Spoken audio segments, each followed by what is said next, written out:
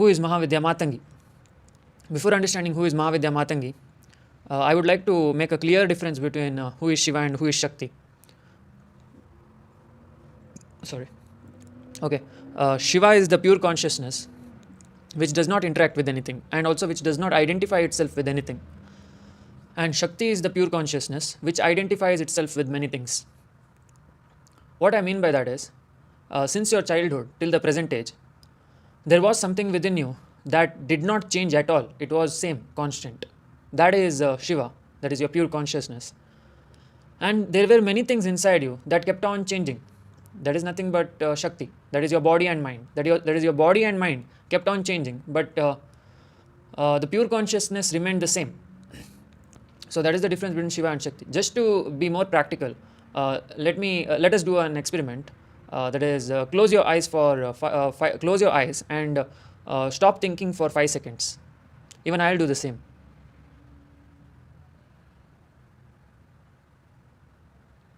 Okay, you can open your eyes. See, when we both closed our eyes and stopped thinking, what happened was we experienced our pure consciousness. We experienced our Shiva. But when we started thinking again, that time we became the Shakti. That is, the difference of opinions started. That is, your mind is different, my mind is different, your body is different, my body is different. So what I am telling is, the pure consciousness within everyone is same. That is within all. That is living things, non-living things. That is plants, animals, insects, non-living things. You, me, your relatives, friends, everyone. The pure consciousness is the same. The only difference is Shakti. That is the body and the mind. So that is the difference between Shiva and Shakti. Now moving on to who is Mahavidya Matangi. Before I explain who is Mahavidya Matangi, I would like to explain about the 7 chakras. 7 chakras are the 7 energy centers in our body which govern different kinds of desires. For example, the Muladhara chakra governs the desire of food. Swadhisthana chakra governs the desire of sex. Manipura chakra governs the desire of power. Anahata chakra governs the desire for love. Vishuddha chakra governs the desire to communicate. Ajna chakra governs the desire to think. And finally, the Sahasrara chakra governs the desire to exist. So these are all the desires because of which we exist. Without these desires, we wouldn't have existed.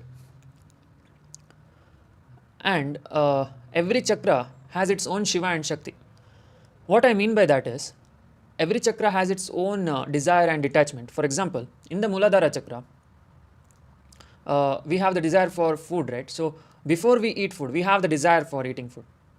That is nothing but Shakti. And after we eat food, we get an orgasm in the Muladhara chakra, after which we get detached from the desire of eating food. So after eating food, since we get detached from the desire of eating food, that is nothing but a part of the unmanifested universe. That is Shiva. So the detachment from the desire is Shiva. That is in a very small form. That Shiva is very small. That is from the unmanifested universe. So every chakra has its own Shiva and Shakti, the unmanifest and the manifest. And now we are talking about the Vishuddha chakra. In Vishuddha chakra, there are 2 Mahavidyas. That is Mahavidya Matangi and Mahavidya Tara. Mahavidya Tara represents the desire to communicate, and Mahavidya Matangi represents the knowledge to communicate. So without knowledge, we cannot communicate. See, we require the knowledge of language, science, history, all those mathematics, all those knowledge, right? Only with that knowledge we can speak. Without knowledge, we will not be able to speak. What will we speak? So both knowledge and desire to communicate must be there in the Vishuddha chakra in order to interact with the other person. And in Vishuddha chakra, there is also an orgasm. That is, when you talk with people and they understand you, you get an orgasm, right? You feel like, oh, okay, I'm being understood. So that is nothing but Vishuddha chakra getting the orgasm.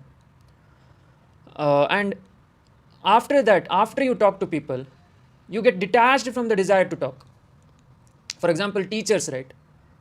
If you ask a teacher during the evening time, how are you feeling? They will tell, I'm very tired. Because since the morning, they were teaching students, like continuously accessing their Vishuddha chakra, burning out their Vishuddha chakra.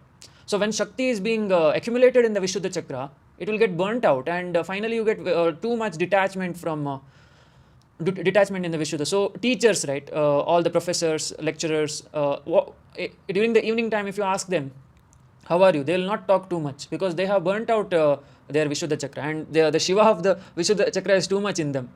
So they have detached too much from the desire to communicate. So that's what is happening, the phenomena. And the Shiva of the Vishuddha chakra is Akshobhya Bhairav. So it's a beautiful concept. It is all told by Patanjali in the Patanjali Yoga Sutras. Patanjali is nothing but an incarnation of Lord Vishnu's Ananta Shesha, and the Vedas are the Vedas compiled by Vyasa is nothing but an incarnation of Vishnu himself. So it's so beautiful. See, Vedas, were, the knowledge was given by Vishnu himself, and that the knowledge, the ability to acquire the knowledge was given by Vishnu's serpent, that is that snake in which he sleeps in, that is Ananta Shesha. So it's a beautiful causal being, Vishnu. Anyways, I hope you have understood who is Mahavidya Matangi. That is, she is the desire of the Anahata chakra, Vishuddha chakra. So they are all multidimensional entities in the astral realm who are supplying desire to our minds. See, first it was unmanifest, it was Shiva. Then that causal realm got formed, desire. In the causal realm, Dasha Mahavidya started existing, the different modes of our consciousness. From those different modes of our consciousness, this existence got created, whatever we are seeing. And our minds are being governed by those entities, multidimensional entities. They are not like us, they are out of the three-dimensional space and time. So they can see our life like a movie, the astral beings. Similarly, causal beings can see the life of an astral being like a movie. They can skip the part, or they can rewind forward. They can do anything with the movie. They know your whole life, like your whole life is decided actually. When you will die, when you will take birth, everything, your evolution from your amoeba, they have seen your evolution from amoeba. Those astral beings and causal beings have seen your evolution since you were an amoeba. So they know all your activities, whatever you are doing. And now what is our purpose? Like if we are just a combination of Shiva and Shakti, then what is the purpose of our life? Our purpose is to evolve more. That is, since we evolved from amoeba, now we should evolve even more. That is, we became reptiles, amphibians, mammals, humans. Now we have to become astral beings. Now astral beings are the beings who have detached themselves from the lower chakras. They are only operating in the Ajna and the Sahasrara chakra. And causal beings are the beings who have left out the desire of the Ajna chakra also, that is desire to think also. They are only operating in the Sahasrara chakra, that is desire to exist. An example of a causal being is our Vishnu himself, that is Garbhodakshaya Vishnu, who creates universes. No, I mean who creates one universe. And Karanodakshaya Vishnu is the one who creates many universes. So the causal beings are under the jurisdiction of Karanodakshaya Vishnu. So there are many causal beings, or in other words, Garbhodakshaya Vishnus. And those Garbhodakshaya Vishnus are creating this stable dream. Now whatever you are seeing, right, the whole world is a very stable dream. It's not like your dream. You are a baby Vishnu, that is, you are the Kshirodakshaya Vishnu who when you sleep at night, you dream, right? Your dream, as soon as you get scared, you come out of the dream. So your consciousness is very scared of its own creative power. So you have to be comfortable with your creative power. See, imagine the power of your creation. That is, just by your orgasm of the Swadhisthana chakra, you can create a baby. Like imagine what power your Ajna chakra must have, or the Sahasrara chakra must have. The upper chakras have more creative power than the lower chakras. So you are also a baby Vishnu, you are a Kshirodakshaya Vishnu, and you are evolving to become the Garbhodakshaya Vishnu who can create stable dream like this one. And soon you will become the Karanodakshaya Vishnu. You will join the the master of all the causal beings. Soon you will join that Karanodakshaya Vishnu. And if you don't have desire to exist only, then you will become Shiva himself. Once you lose the desire to exist, which is in the Sahasrara chakra, you become Shiva, that is nothingness. So you go back to the unmanifest, that is the consciousness at rest. So this is a cycle. That is, consciousness manifests, becomes Shakti, then goes back to unmanifest, Shiva. Shakti, Shiva, Shakti, Shiva. So this is manifesting, unmanifesting. It's going on, it's a cycle. The only aim of life is to evolve. Evolve, nothing else. If you want to stay human, then just enjoy the pleasures of the lower chakra. Don't enjoy the power of the upper chakras. So that is easy. Like life is nothing difficult. It's just, life is just an orgasm. Even death is an orgasm. Like your kundalini comes here and escapes, and it will be judged whether you have desire. So the whole life is an orgasm. There is no pain. Even the pain is Shakti itself. So pain, pleasure, everything is Shakti.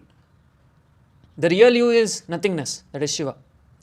So I hope you have understood this video.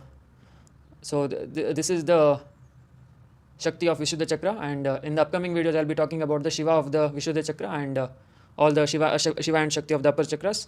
Finally, I will talk about how to activate all the chakras. So anyways, thanks for watching. We'll meet in the next video. Jai Mahakal.